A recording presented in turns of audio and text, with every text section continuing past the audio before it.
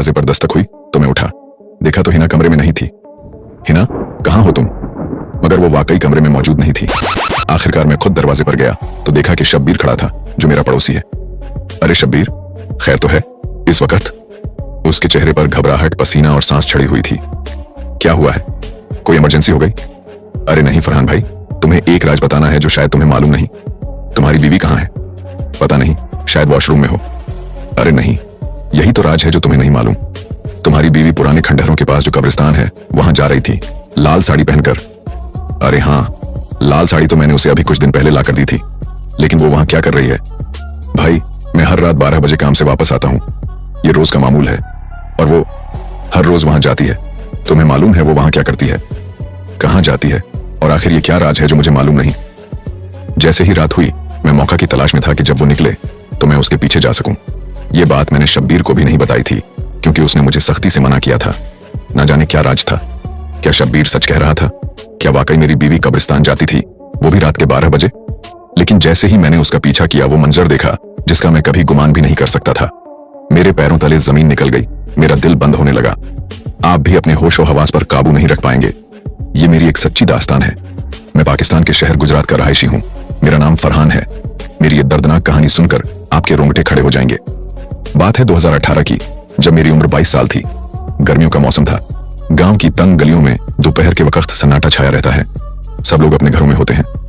मगर उस दिन स्कूल से वापस आता हुआ एक नौजवान फरहान पानी पीने के लिए नलके पर रुका।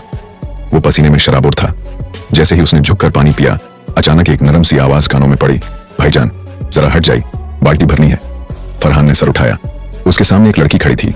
सादा सा लिबास, नकाब में छुपा चेहरा, आंखों में कुछ था, एक खामोशी, एक दर्द और एक अजीब सी कशिश।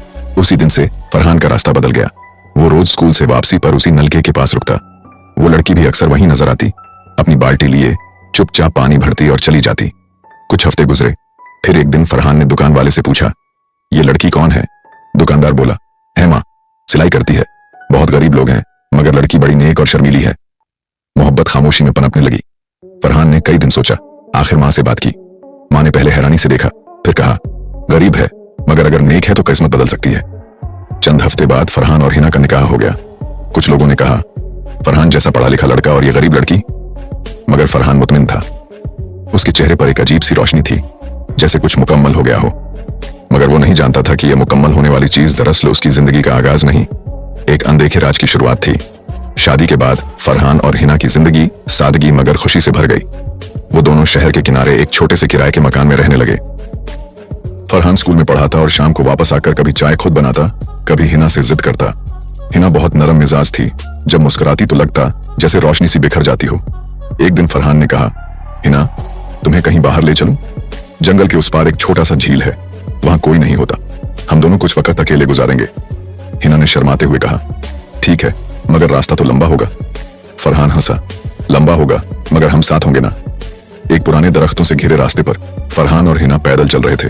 फरहान के हाथ में एक छोटा सा टिफिन था, हिना के पांव में चप्पल और चारों तरफ खामोशी। चिड़ियाओं चहचहा रही थीं, हवाओं में हल्की सी नमी थी। हिना ने कहा, यहाँ कितना सुकून है ना। फरहान ने जवाब दिया, बस दुआ है ये सुकून हमेशा हमारे पीछे रहे। अचानक एकदम झाड़ियों में हलचल हुई। हिना ने चीख मारी, आ फरहान! फरहान ने देखा, एक सांप उसके पांव के करीब से गुजरकर हिना की तरफ लपका था और अगले ही लम्हे हिना जमीन पर गिर चुकी थी। फरहान घबरा गया। हिना, हिना, ये क्या हुआ? उसने जल्दी से चादर फाड़ी, पांव को बांधा और भागकर करीब की नदी से पानी लाया। उसने पानी छिड़का। हिना की आंखें बंद थीं। सांप अब गायब हो चुका था।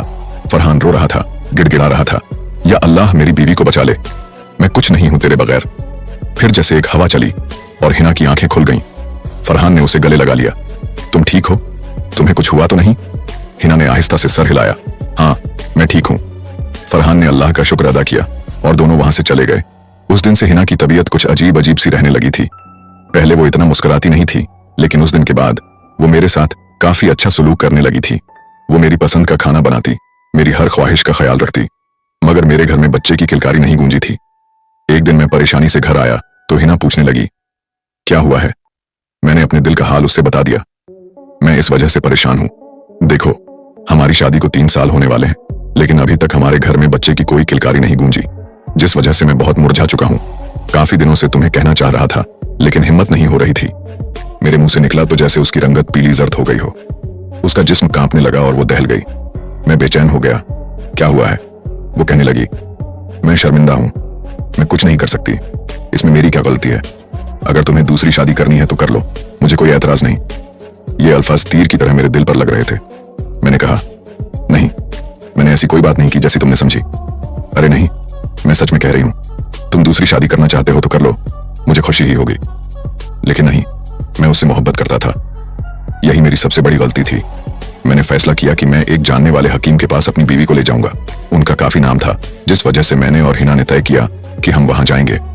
सुबह हम हकीम के पास जाने के लिए निकल पड़े। रास्ते में एक बूढ़ी औरत ने हमें रोका और हिना से कहा, अरे बेटी, कहां जा रही हो? मैं हर रोज तुम्हें देखती हूँ रात को, तुम इधर से गुजरती हो। खैर तो है, क्या तुम लोगों ने उधर भी घर लिया है? कब्रिस्तान के रास्ते से जाती हो? ये सुनते ही मेरी बीवी हंसने लगी। अरे अम्मा, कैसी बातें करती हो? मेरा क्या काम वहां? भूल कर तुमने किसी और को देखा होगा। भला मैं उस खौफनाक रास्ते पर जाकर क्या करूंगी? अरे बेटी, मैं नहीं भूल सकती, हर रात के 12 बजे तुम यहां से गुजरती हो। ये बात सुनकर जैसे मेरे पैरों तले जमीन ही निकल गई। अरे कैसी बातें कर रही हो अम्मा, मेरी बीवी का क्या काम वहां? यकीनन तुम्हें कोई गलत फहमी हुई होगी। बूढ़ी औरत खामोश हो गई। मेरी बीवी कहने लगी, अरे चलो, लगता है अम्मा पागल हो गई है। मैंने अपनी बीवी की बातों पर ध्यान नहीं दिया और हम हकीम के पास चले गए। हकीम साहब ने जब मेरी बीवी को चेक किया और मुझे भी चेक किया तो कहा, तुम दोनों में कोई मसला नहीं है, बस कुदरत का निजाम है। दुआ करो, इंशाअल्लाह औलाद हो जाएगी। हम दोनों वापस लौट आए। एक दिन दोपहर का वक्त था। मेरी बीवी मुझसे कहने लगी, हम कभी घर से बाहर नहीं गए, ना ही तो मुझे कहीं घुमाने लेकर गए। जिस दिन से सांप वाला वाकया हुआ है हिना, मैं तो डर गया हूं। उस दिन से मैंने फैसला किया था कि मैं तुम्हें कभी कहीं लेकर नहीं जाऊंगा। हमें आ जाना चाहिए, कहीं घूमने जाना चाहिए। हमारे शहर की दूसरी तरफ एक गांव था जहां मेरे चाचा रहते थे। गांव बहुत ही ज्यादा खूबसूरत था। वहां खुले थे मालटों के बाग, नहरें और बहुत ही हसीन मंजर था। मैंने कहा, अच्छा, क्यों ना हम चाचा के यहां चलें? वैसे भी मुझे गए हुए काफी अरसा हो गया है। जिस बात पर हिना खुशी से मुस्कुराने लगी कहने लगी, इससे अच्छी बात और क्या हो सकती है?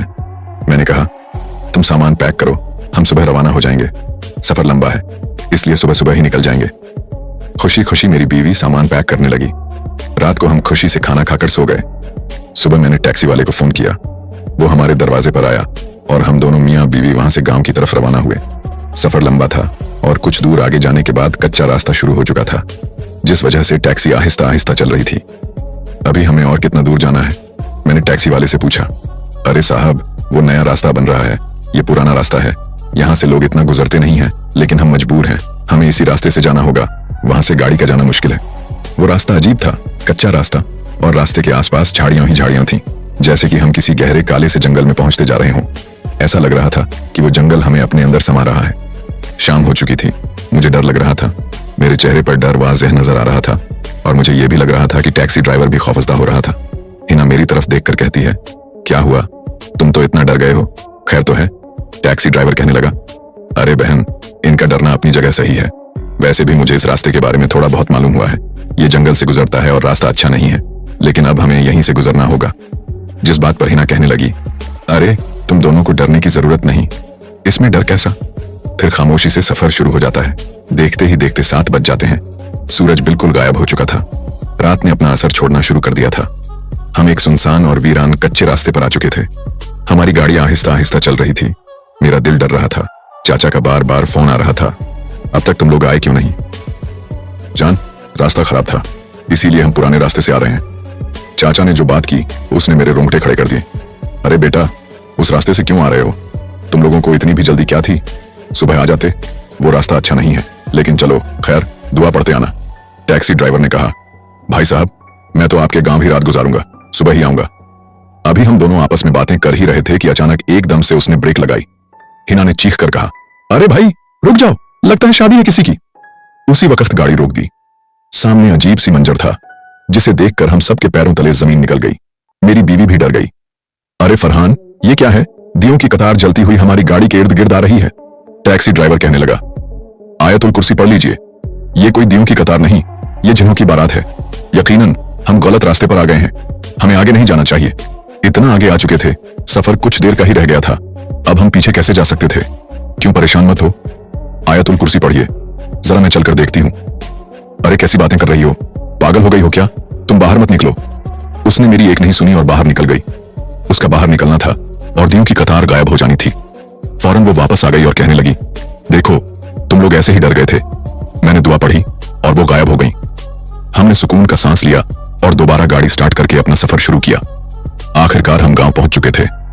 हमने ये वाकया अपने चाचा को सुनाया तो वो कहने लगे, तुम लोग किस्मत वाले थे कि बच के आ गए, वरना आज तक कोई वहां से कुछ देखा और उसके साथ ये मंजर हुआ तो उसका सलामत लौटना मुमकिन नहीं होता।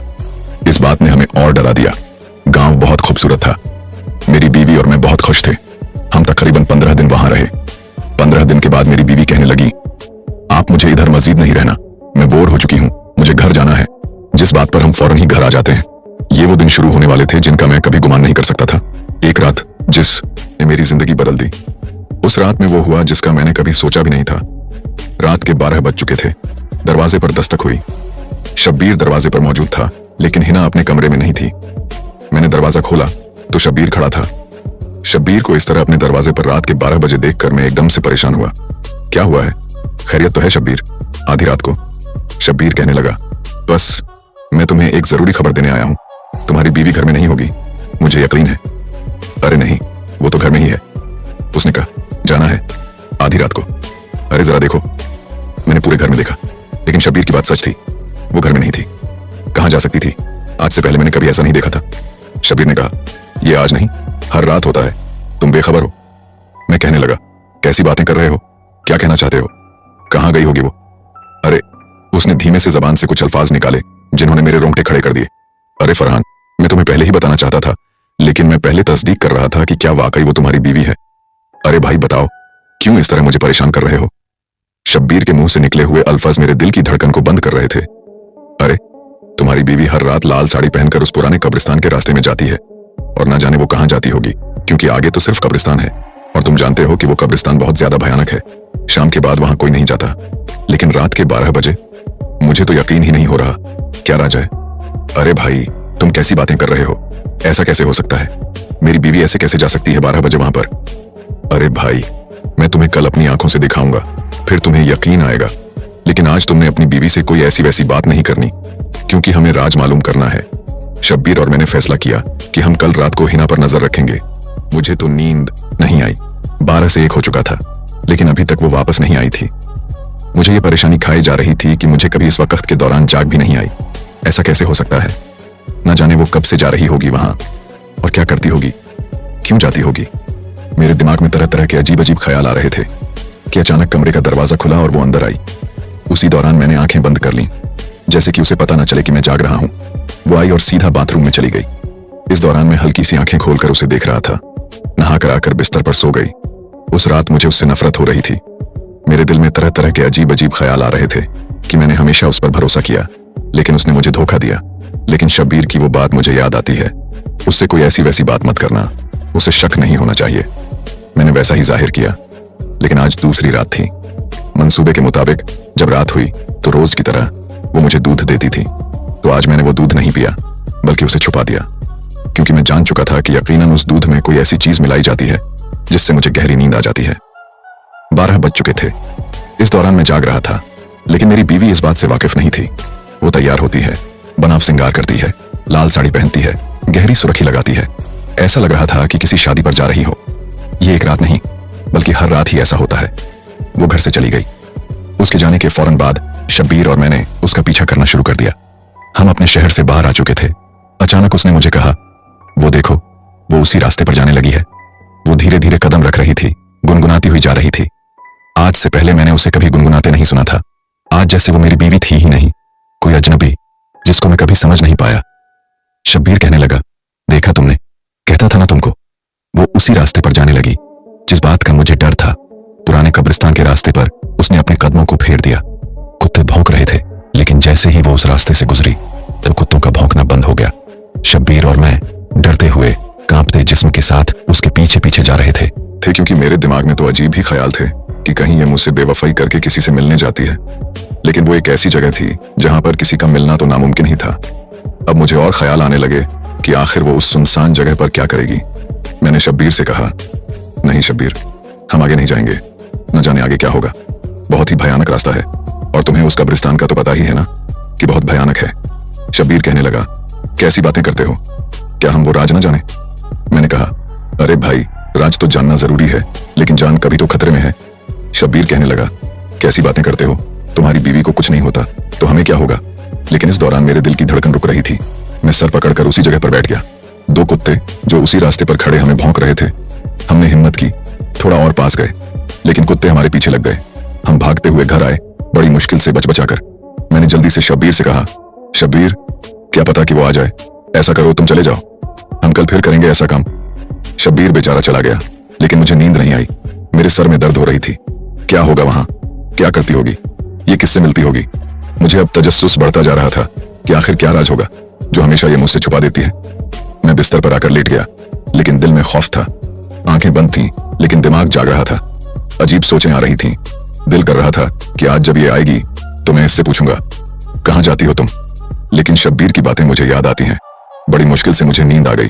सुबह हुई तो वो मेरे लिए अंडा पराठा बनाकर लाई। इस दौरान मुझे उसके चेहरे को देखकर नफरत महसूस हो रही थी। दिल नहीं करता था कि उससे बात भी करूं, लेकिन मजबूरन जब तक मुझे वो राज मालूम नहीं हो जाता तब तक मुझे उसे बर्दाश्त करना था। वो कहने लगी, क्या हुआ, आंखें लाल क्यों हैं तुम्हारी, ऐसा लग रहा है कि रात को सोए नहीं, लेकिन पूरी रात तो सोते रहे हो तुम। मैं कहने लगा, अरे बेगम, मेरी तबीयत ठीक नहीं थी, शायद इसी वजह से। अरे तुम्हारा दिल नहीं लग रहा था, पूरा दिन घर में रहती हूं ना दिन को कहीं जाती हूं ना रात को। अरे क्या मतलब है तुम्हारा, ना दिन को ना रात को, भला मैं क्यों जाऊं दिन रात कहीं बाहर, घूम फिर तो आए हैं गांव से। हम अरे नहीं, मैं वैसे ही कह रहा था। मैंने अपने अल्फाज को बदल दिया कि कहीं उसे शक ही ना हो जाए। मैं आज रात काम के सिलसिले में थोड़ा शहर जाऊंगा और अपने दोस्त आरिफ के यहां रुकूंगा, तो तुम रात को दरवाजा बंद कर लेना और अपना ख्याल रखना। अगर कोई मसला हो तो मुझे फोन करके बता देना। वो खुश हो गई, कहने लगी, आप बेफिक्र होकर जाइए, मैं अपना ख्याल रखूंगी। जैसे कि मेरी जाने की खबर सुनकर वो खुश हो रही हो। लेकिन हमारा मंसूबा और था। उस रात मैं और शब्बीर गांव के उस ढाबे के पास छुपे बैठे थे जो बिल्कुल उस कच्चे रास्ते पर था जो कब्रिस्तान की तरफ जाता था। रात के 12 बज चुके थे। उसी दौरान मैंने देखा कि मेरी बीवी लाल साड़ी पहनकर आ रही है, पांवों में लाल सुर्खी लगी हुई, आंखों में काजल डला हुआ। एकदम से मैं कहने लगा, शब्बीर, बस बहुत हो गया, मैं अभी इसी वक्त उसे तलाक दे दूंगा। शब्बीर ने कहा, अरे पागल, इसीलिए तो मैंने तुमसे कहा था कि हमें यह राज मालूम करना है। मैं तुम्हें इतना बता दूं कि ये किसी नौजवान से मिलने नहीं जाती। ये तुम सोचो कि उस कब्रिस्तान वाले रास्ते में कौन पागल होगा जो मिलने आएगा, किसको अपनी जान की परवाह नहीं और हर रात मिलती है। ये ऐसा कोई औरत नहीं करती। अगर वो किसी के साथ गलत रिश्ते में बंध भी जाए तो 1-2 दिन ही मिलती है, ऐसा तो नहीं कि हर रात वहां जाए। हमें कदमों में जैसे जान आ चुकी थी, लेकिन दिल में डर था। क्या करती होगी वो। आज कुत्ते नहीं थे, मैंने शुक्र किया। क्या शब्बीर और फरहान हिना का राज जान पाएंगे? क्या उसकी सच्चाई उनके सामने आ जाएगी? हिना हर रोज कब्रिस्तान के रास्ते पर लाल साड़ी पहनकर क्या करने जाती थी? जानने के लिए कमेंट्स में पार्ट 2 लिखिए।